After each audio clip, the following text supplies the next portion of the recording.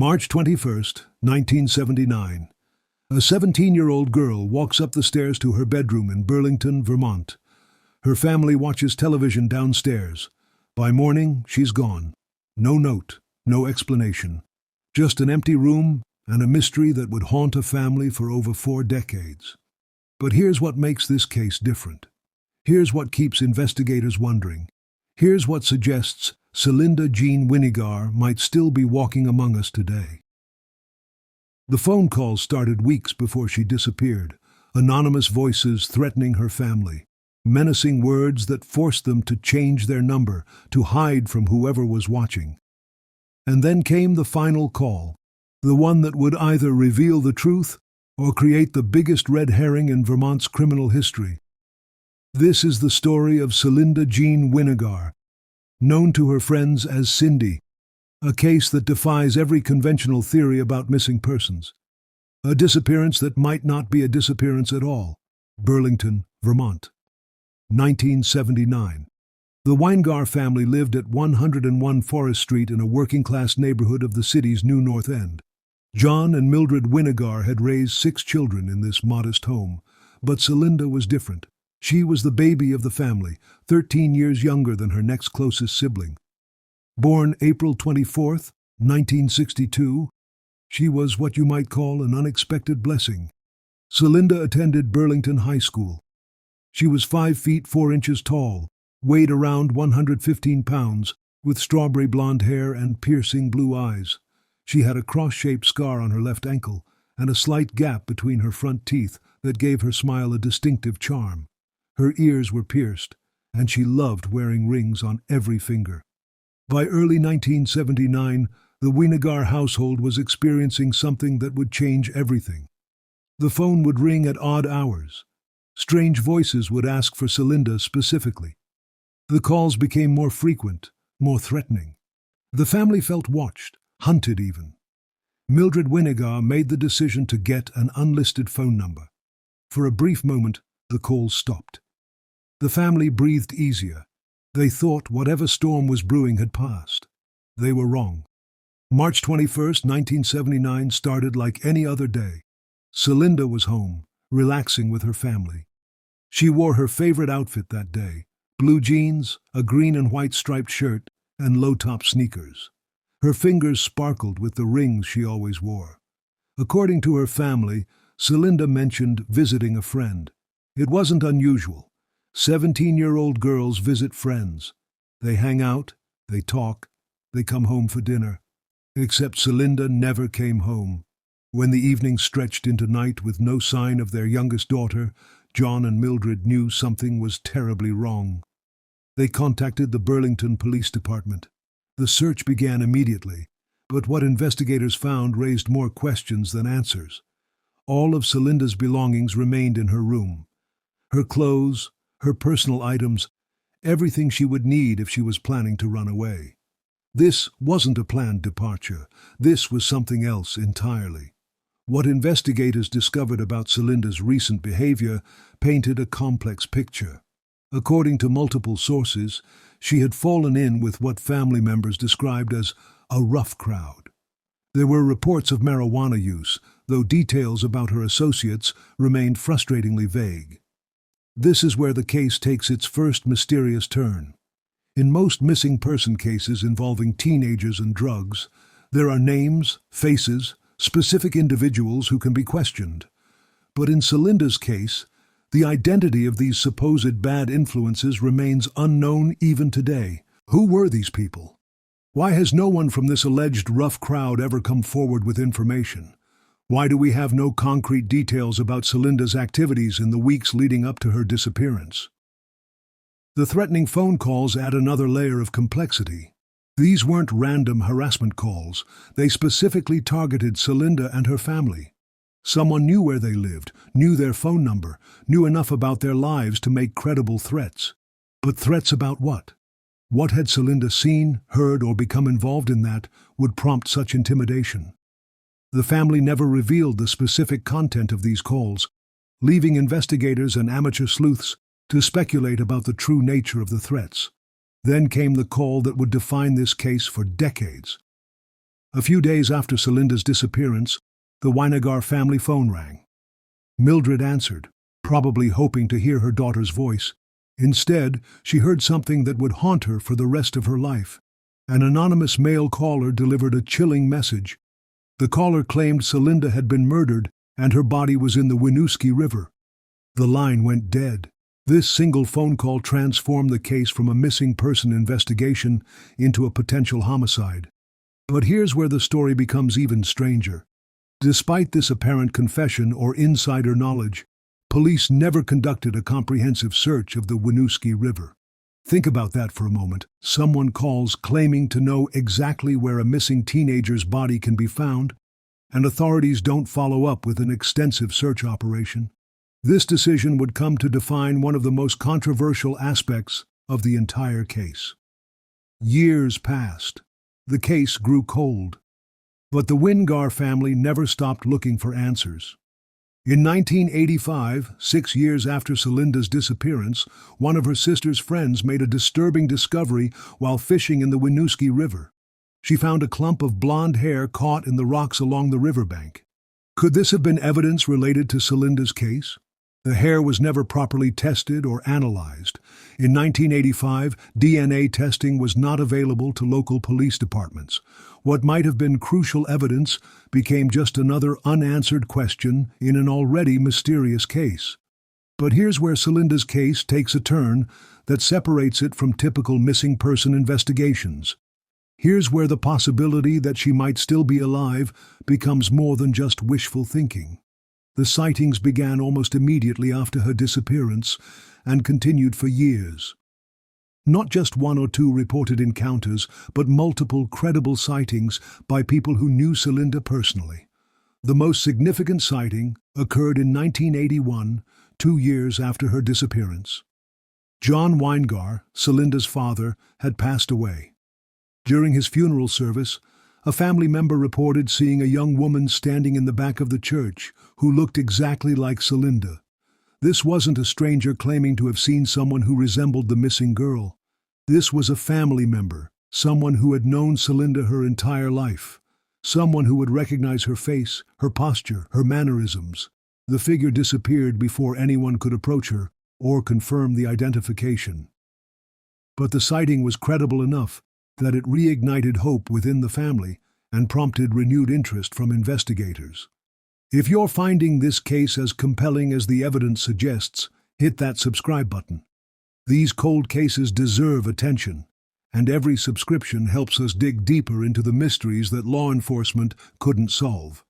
What makes this sighting particularly intriguing is the timing and location.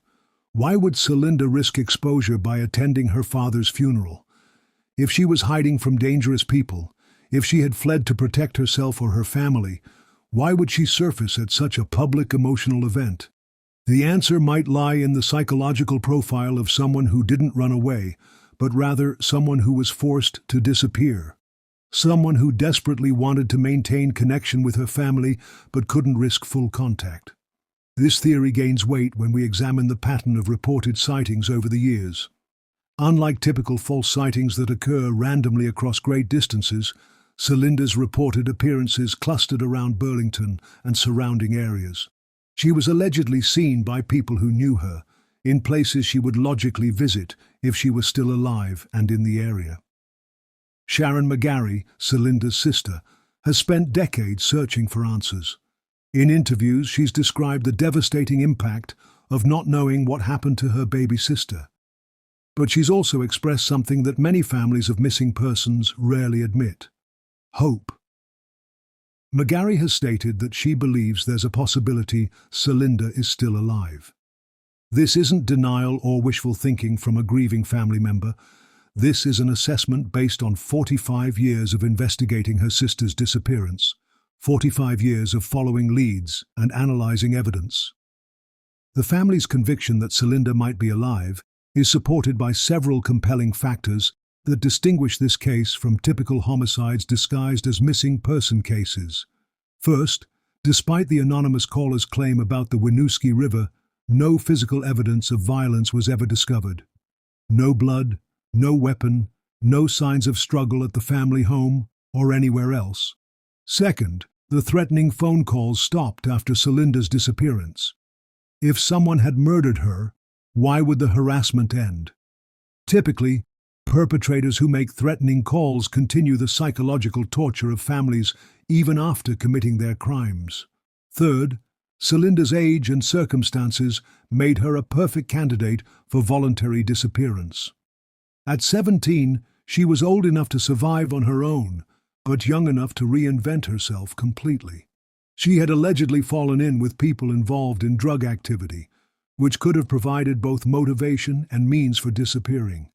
But perhaps the most compelling evidence that Selinda might still be alive lies in what didn't happen after her disappearance.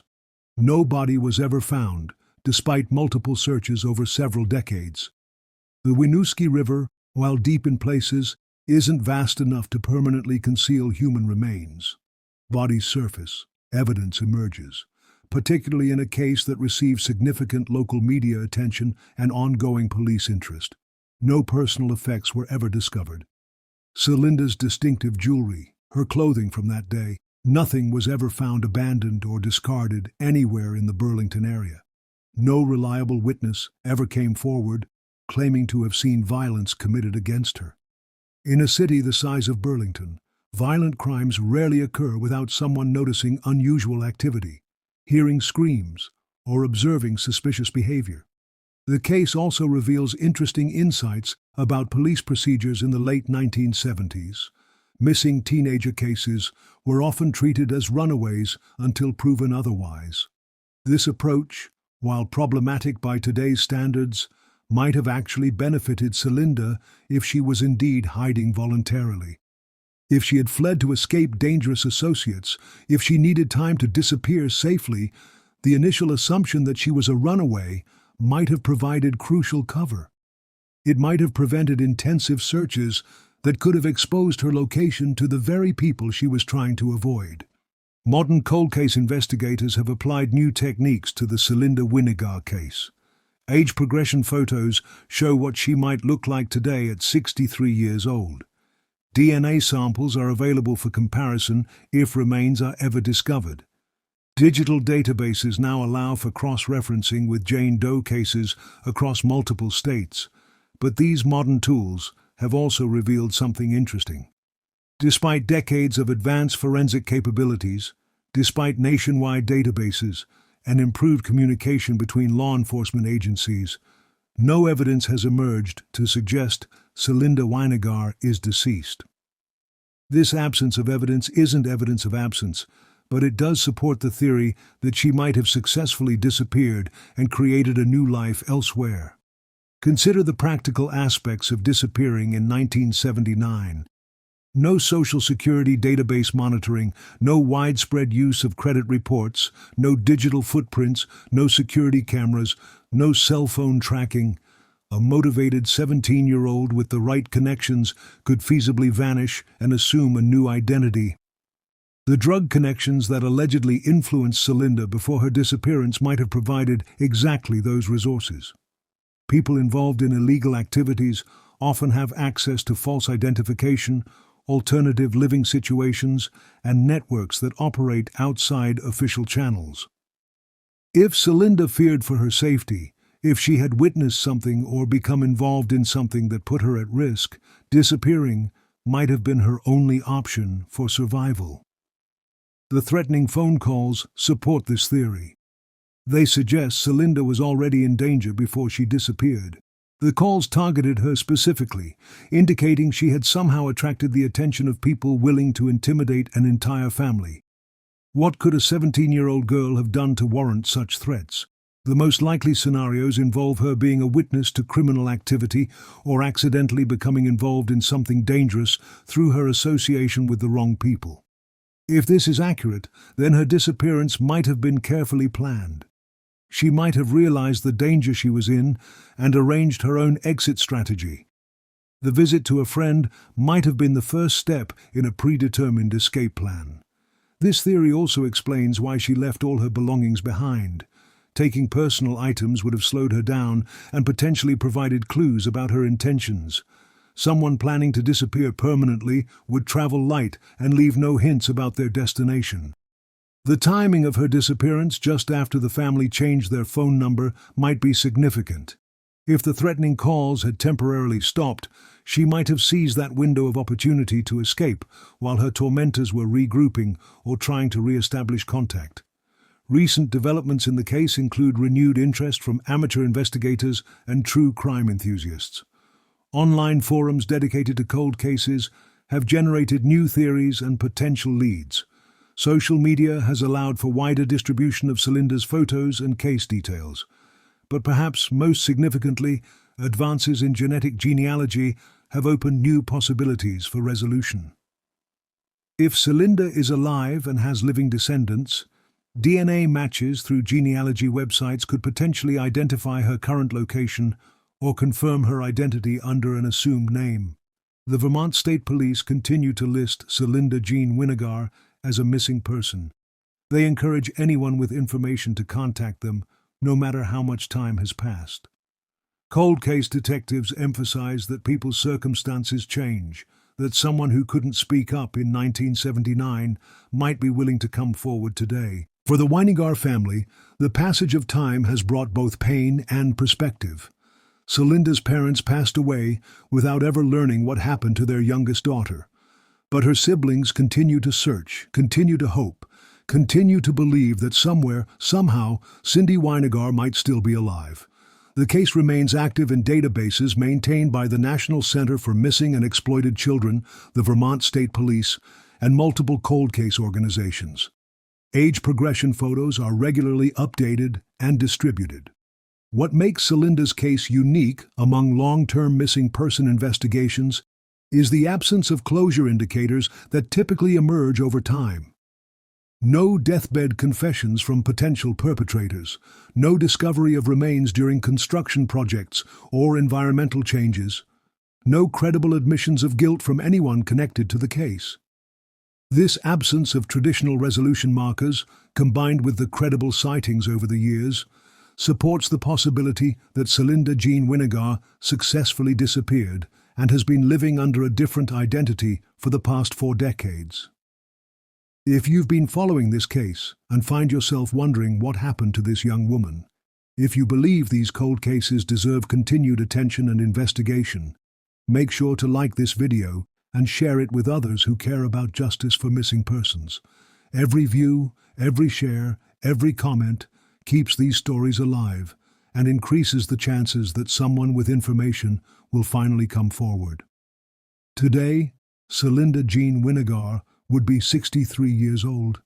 She might be a grandmother. She might have built a successful career under an assumed name. She might be living quietly in a small town somewhere, always looking over her shoulder, always wondering if it's safe to make contact with the family she left behind. Or she might have died decades ago, her remains never discovered, her fate never revealed. But until evidence emerges to definitively answer the question of what happened on March 21, 1979, the possibility remains that somewhere in America, a woman named Selinda Jean Winegar is still alive, still keeping the secret of why she had to disappear, still wondering if it's finally safe to come home. The truth about Selinda Winegar's disappearance lies somewhere in the gap between what we know and what we can prove. 45 years later, that gap continues to offer hope to a family that has never stopped believing their sister, their daughter, might still be out there, waiting for the right moment to resurface. Until that day comes, Selinda Jean Winegar remains one of Vermont's most enduring mysteries, a case that challenges our assumptions about missing persons and reminds us that sometimes the most extraordinary explanation might just be the truth.